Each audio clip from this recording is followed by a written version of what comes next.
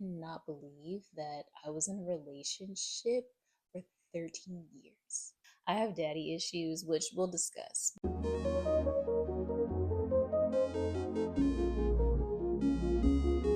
Hello, everyone. How are you today?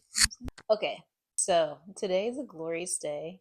I ran some errands and I came home and I was like, you know what? I think this might be the perfect time to talk about the current transition that I'm in. So, this is all new to me. I am currently going through some changes, some life changes, involving the end of a 13-year relationship. I am a newly single woman. It's crazy to me because when I entered this relationship, never in my life did I think this is where things were going to end up. I'm not the type to get close enough to people, especially men, for me to be in a committed relationship. Like, I need to know it's real and I need to know you're committed too. With me, it's all or nothing and we're going to be together forever. At least that's what I thought. But yeah, I am just coming out of a 13-year relationship. It's been a lot that's gotten me to this point. I was with someone that was very special to me and very important to me. But throughout the years it started to seem like I wasn't special or important, and it weighed heavily on me. It really triggered the beliefs of unworthiness that I'm breaking down. I was giving a lot of myself to maintain a status quo that I thought would get me and get us to a point in the relationship where it felt like both of us were getting what we needed, if that makes sense. That it wasn't lopsided or imbalanced. And for the longest time, it felt imbalanced. It felt like I was giving and giving and giving with the hopes of my energy being matched and me receiving all that I give. I don't want to say too much because I don't want to assassinate the character of the person that I was with because I was with them for so long and because I tolerated a lot of things that I shouldn't have tolerated. So I take accountability for the role that I've played in my own suffering. But being with someone that doesn't make your life easier or happier, like consistently, is not easy. And it got to a point where I had to ask myself, what am I doing this for? Who am I doing it for? And is this what I want still? Have I been getting what I've wanted and needed this entire time? I had to really be honest with myself about the answers. Like, who am I doing this for? Because for a while, it felt like I wasn't sticking it out for me. It felt like I was doing it for everyone else, for my kids, for my partner, for all the people who know us and, see us in this image, in this certain light. I was up for the challenge that comes with long term commitment. For the longest time, I felt like it was just a season of hard times. Like, there's good times and there's bad times in all relationships, especially romantic relationships that span the course of years. And I wanted to hold space and have grace for my partner and our relationship and give it room to grow.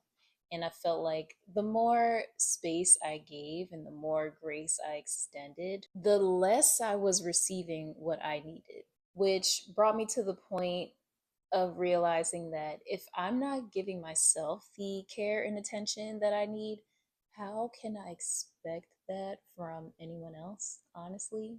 Then it really had me thinking, have I ever really given myself what I needed and the treatment that I deserve and the devotion that I desire? Have I given that to myself, like fully, ever, with the same energy and effort and output that I do for others? And upon my reflection, I discovered the answer was absolutely not, Talia. There was a time where I did prioritize myself in my 20s. Then I entered this relationship and I was so willing to sacrifice. I was so willing to compromise. I wanted it to feel 50-50. I wanted both of us to feel comfortable and content and safe enough to open up to each other. I wanted my partner to see that my willingness to compromise and be flexible and be supportive and loyal and trusting. I expected all of that in return. Maybe it's my fault. Sometimes I feel like, is it my fault for having high expectations? When I think about it, I'm like, I'm sorry. I didn't understand that. no. Okay, that fridge just scared the shit out of me. They're fucking watching. Anyway, then when I think about the expectations that I place on others and the disappointment that comes from my expectations not being met, then I really was like, girl, you are doing it to yourself. Like, this is self inflicted suffering. You're placing expectations on people that have shown the signs from the very beginning.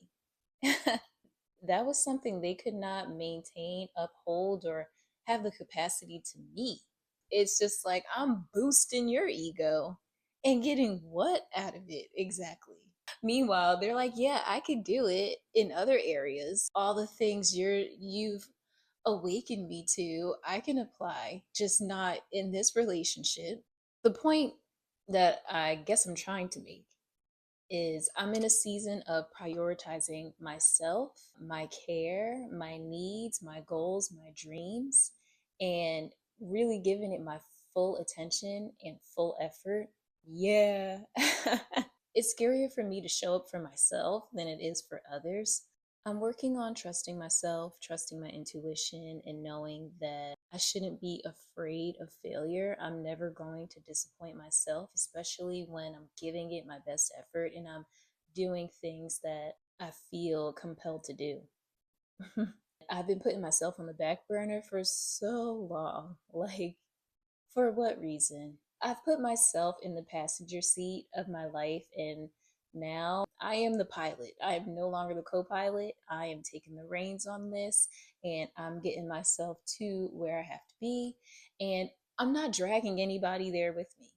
Either you're going to come willingly, and you're going to do what it takes to get us where we're going together, or you're going to get left behind. So that's just how it has to be. So currently, a lot is changing right now. It's got my anxiety peaked, but I've been trying to breathe through it. I've really been trying to lean into praying and meditating, just using my spirituality to keep me grounded and keep me guided. And again, trusting in myself, that prioritizing myself and choosing myself is always going to be a best decision, and it's always going to get me to a better life, especially if it's with good intention. If I'm not harming myself or harming others, I have to take that chance on me. And that's what I'm doing right now. I'm betting on myself because I know I'm solid. I just want to be back in my full power. I've given my power away and I've given others the power to put me in this box that I don't fit in, and I've made myself small to accommodate people, places, and spaces. It's just like wearing a shoe that's too small, just a half a size too small. Like, you could tolerate it for a certain amount of time, but after a point, them toes are curling, them dogs are barking, and you gotta kick those shoes off. Like, I need to spread these toes. They need to breathe. They need to stretch. They need to grow. I cannot believe I'm like referring to myself as toes. Feet. Do I have a foot fetish? I actually really do like my feet, even though like one of my toes. Okay, I have a toe that's the toe that's next to your pinky toe. On one of my feet, that toe is smaller than the pinky toe. It is so funny to see. I would love to show you guys. If anyone's interested in seeing my short toe, let me know. But yeah, I am kicking those shoes off. They were too small. I was just feeling too restricted.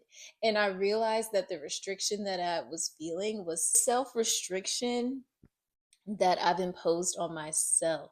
because I decided to stay small for others. I'm breaking free of that. You have to take me as I come or leave me and go. That's where I'm at. Or you're getting left. Because I'm going to be me. I'm going to do me. And I don't want to be held back by anyone or anything. And if you are trying to hold me back, don't let the door hit you where the good Lord split you. All right.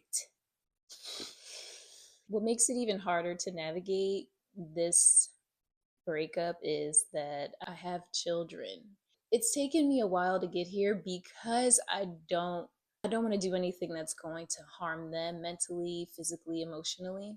I got to a point where I had to once again ask myself and be really honest with myself.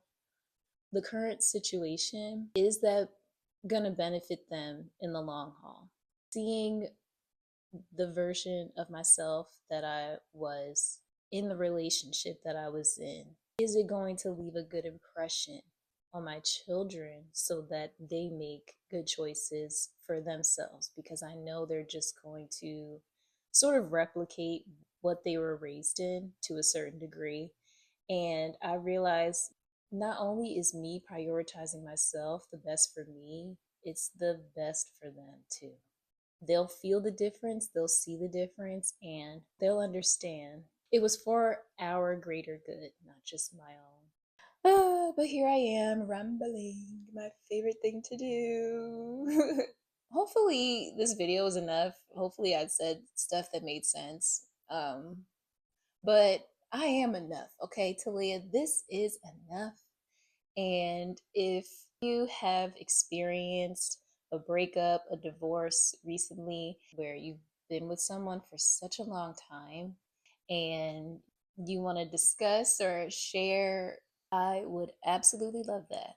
So, thank you everyone who joined me today. Thank you so much. I really do appreciate your time and energy and attention. If you want to get to know more of me and build our own little community here, please make sure you like this video so I know what you guys like, and please subscribe. I really do appreciate the support too. It builds my confidence, which I'm really trying to stay grounded in. Thank you again for being here. And I pray that peace, love, and happiness be upon you. I'm sending love and light your way. And you have a wonderful, glorious day. Love you all. And until next time, bye.